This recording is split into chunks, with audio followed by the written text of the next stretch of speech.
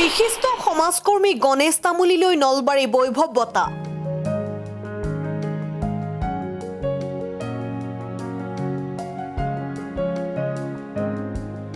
সৰিয়হতলীৰ বৃহত্তৰ উত্তৰ পশ্চিম নলবাৰী বসন্ত উৎসৱৰ সামৰণি। বিশিষ্ট সমাজকৰ্মী, ছবি প্ৰযোজক, ক্ৰীড়া সংগঠক, সাংস্কৃতিক কৰ্মী গণেশ তামুলীলৈ প্ৰদান কৰা হৈছে 2024 বৰ্ষৰ নলবাৰী বৈভৱ বঁটা।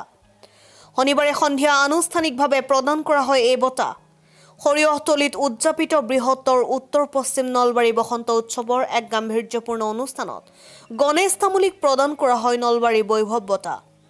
নলবাৰীৰ সুসন্তান গণেশ তামুলীক প্ৰদান কৰা বঁটা প্ৰদান অনুষ্ঠানত বৰভাগ মহাবিদ্যালয়ৰ প্ৰাক্তন অধ্যক্ষ ফণীধৰ ডেকা, গুৱাহাটী দূৰদৰ্শন কেন্দ্ৰৰ অৱসৰপ্ৰাপ্ত অনুষ্ঠান প্ৰযোজক, বিশিষ্ট অভিনেতা পৰিচালক বিভু দত্ত, নলবাৰী জিলা কৰ্মচাৰী পৰিষদৰ সভাপতি বিকাশ ভট্ট, বিশিষ্ট সমাজসেৱী ফুলকন দত্ত, বিশিষ্ট কবি কন্দৰ্প কুমাৰ দাস, শ্ৰী শ্ৰী কামাখ্যা মন্দিৰৰ গোবিন্দগিৰি মহাৰাজ, অসম টাইমৰ মুখ্য সম্পাদক এম মহিবুৰ ৰহমান, বিশিষ্ট শিক্ষাবিদ প্ৰমোদ তালুকদাৰ আদি উপস্থিত থাকে।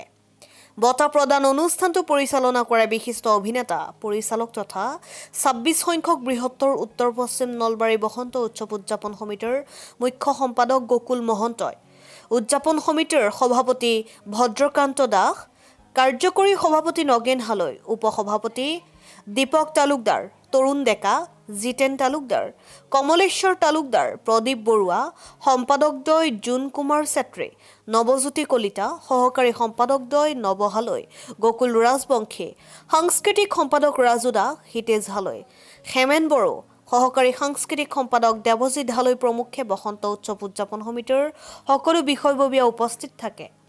বঁটা গ্ৰহণ কৰি গণেশ তামুলীয়ে এনে বঁটা বহনে ৰাইজৰ হকে কাম কৰি যোৱাৰ উৎসাহ যোগোৱাৰ কথা দোহাৰি আগন্তুক সময়ত অধিকভাৱে নিজৰ জীৱন ৰাইজৰ বাবে সমৰ্পিত কৰিব বুলি উল্লেখ কৰে। ইয়াৰ পিছতে সাংস্কৃতিক অনুষ্ঠান উদ্বোধন কৰে বিশিষ্ট অভিনেতা পৰিচালক ধীৰেন কুমাৰ বৰ্মনে। উল্লেখ্য যে সৰিয়হতলী বালু ভৱন বিদ্যাপীঠ হাইস্কুল খেলপথাৰত দুদিনীয়াকৈ উদযাপিত 26 সংখ্যক বৃহত্তৰ উত্তৰ পশ্চিম নলবাৰী বসন্ত উৎসৱত প্ৰথম দিনা সদৌ অসম ভিত্তিত মুকলি বিহু প্ৰতিযোগিতা আৰু অসমীয়া গীতৰ আধাৰত নৃত্য প্ৰতিযোগিতা অনুষ্ঠিত হৈছিল। উত্তৰ পশ্চিম নলবাৰী বসন্ত উৎসৱ 26 সংখ্যকৰ আজি অন্তিম দিন আৰু অন্তিম দিনত আমাৰ আজি নলবাৰী বৈভৱ বঁটা প্ৰদান কৰা হ'ল। ইতিমধ্যে আপোনালোকে জ্ঞাত যে অসমৰ তথা নলবাৰীৰ সুসন্তান, নলবাৰীৰ সমাজ জীৱনৰ লগতে গোটেই অসমখনৰ এটা সাংস্কৃতিক সমাজসেৱক, সমাজ সংগঠক মানে শ্ৰীযুত গণেশ তামুলীদেৱক নলবাৰী বৈভৱ বঁটা প্ৰদান কৰা হ'ল আৰু বিশিষ্ট ব্যক্তিসকলৰ উপস্থিতিত এই বঁটা প্ৰদান কৰা হৈছে। আৰু যোৱাকালিও এই মুকলি বিহু ক্ষেত্ৰত মুকলি বিহু প্ৰতিযোগিতা আৰম্ভ কৰা হৈছিল আৰু মুকলি বিহুৰ অসমৰ কেইবাটাও দলে ইয়াত অংশগ্ৰহণ কৰিছিল। প্ৰায় 18টা বিহু দলে অংশগ্ৰহণ কৰিছিল। নৃত্য প্ৰতিযোগী প্ৰায় 40গৰাকীয়ে অংশগ্ৰহণ কৰিছিল। ৰাতিপুৱালৈকে এই অনুষ্ঠান চলি আছিল আৰু আজি অলপ পিছতে আপোনাৰ ঢোলবাদক আমাৰ হীৰকজ্যোতি শৰ্মাৰ ওজা ঢোলবাদন হ'ব আৰু তাৰপিছতে সাংস্কৃতিক সন্ধিয়াৰ অন্যতম আকৰ্ষণ সংগীত শিল্পীসকলে গীত পৰিৱেশন কৰিব আৰু এয়াই অনুষ্ঠান চলি আছে আৰু আপোনালোকৰ সহযোগিতাৰ বাবে আপোনালোকক বহুত বহুত ধন্যবাদ জনাইছোঁ। বৃহত্তৰ উত্তৰ পশ্চিম নলবাৰী বসন্ত উৎসৱৰ আজিৰ দ্বিতীয় দিনৰ কাৰ্যসূচীত আহি আমি যিখিনি দেখিলোঁ, শুনিলোঁ, বুজিলোঁ, সঁচাকৈ খুব ভাল লাগিছে। এই বসন্ত উৎসৱটি আজিৰ এই মঞ্চখন মোৰ পিতা প্ৰয়াত পৰশুৰাম বৰ্মনৰ নামত উচৰ্গা কৰিছে। তাৰ বাবে মই এই উদ্যোক্তাসকল তথা বিহু কমিটিক মই মোৰ আন্তৰিক ধন্যবাদ আৰু কৃতজ্ঞতা প্ৰকাশ কৰিছোঁ। আৰু আজিৰ এই বসন্ত উৎসৱৰ সাংস্কৃতিক সন্ধিয়াৰ মঞ্চখনো মই উদ্বোধন কৰিছোঁ। তাৰ বাবে মই উদ্যোক্তাসকললৈ মোৰ অভিনন্দন জ্ঞাপন কৰিছোঁ। আচলতে এই সৰিয়হতলী অকল বিহুৱে যে উৎসৱ পালন কৰি আহিছে সেইটো নহয়। মই আজি কেইবা বছৰৰ পৰা এই অনুষ্ঠানটোৰ লগত জড়িত হৈ আছোঁ আৰু ইয়াত বিভিন্ন ধৰণৰ আমাৰ যিবিলাক কলা কৃষ্টিৰ যিখিনি সমল আচলতে ইয়াত আটাইখিনিয়ে ইয়াত অনুষ্ঠান কৰে আৰু অনুষ্ঠিত কৰি আহিছে। সেইকাৰণে সঁচাকৈ তাৰমানে এইবাসী অঞ্চল সঁচাকৈ সংস্কৃতিৰ লগত ওতঃপ্ৰোতভাৱে জড়িত হৈ থকা কাৰণে আৰু সংস্কৃতিৰ যি মানে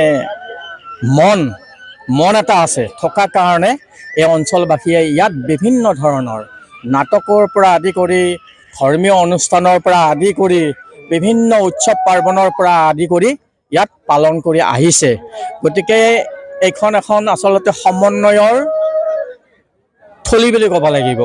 সেইকাৰণে ইয়ালৈ আহি ভাল লাগে আৰু যিখিনি উদ্যোক্তা আছে সঁচাকৈ আটাইবিলাকৰ মনবিলাক খুব ভাল, তাৰ কাৰণেও ইয়ালৈ আহি ভাল লাগে।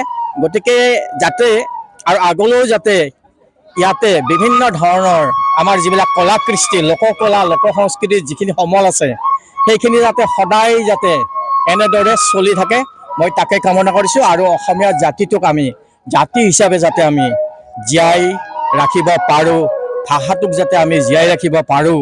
গতিকে আমাৰ জাতীয় চেতনা বোধ থাকিব লাগিব। অকল বিহু উৎসৱ বা ৰং ধেমালি কৰিলে আমাৰ জাতিটো জীয়াই নাথাকে। জাতিক জীয়াই ৰাখিবলৈ হ'লে, ভাষাক জীয়াই ৰাখিবলৈ হ'লে আমি আমাৰ চেতনা জাগ্ৰত হ'ব লাগিব, তেতিয়াহে আমি অসমীয়া হৈ থাকিব পাৰিম। News desk report, Assam time. ৰাইজৰ কণ্ঠ অসম টাইম। ঘৰত আনন্দ আৰু সম্পৰ্কৰ চমক বজাই ৰাখিবলৈ জৰুৰী হৈছে সকলো আনন্দময় মুহূৰ্তত মৰমৰ উপহাৰ দিয়াটো। সেইবাবে মধুশ্ৰী জুৱেলাৰ্ছে আনিছে সকলো ৰঙীন ক্ষণৰ বাবে বিশেষ গহনা। হীৰাৰে হওক, সোণৰে হওক বা ৰূপৰে হওক, শ্ৰেষ্ঠ ডিজাইনছ আৰু হলমাৰ্কযুক্ত গহনাই ৰাখে সম্পৰ্কক নিখুঁত। তেনেহ'লে আজিয়ে আনক আনন্দ মধুশ্ৰী জুৱেলাৰ্ছৰ সৈতে। যোগাযোগ কৰক 7002800341 নাইবা ভিজিট কৰক LNB ৰোড, নলবাৰী, অসম।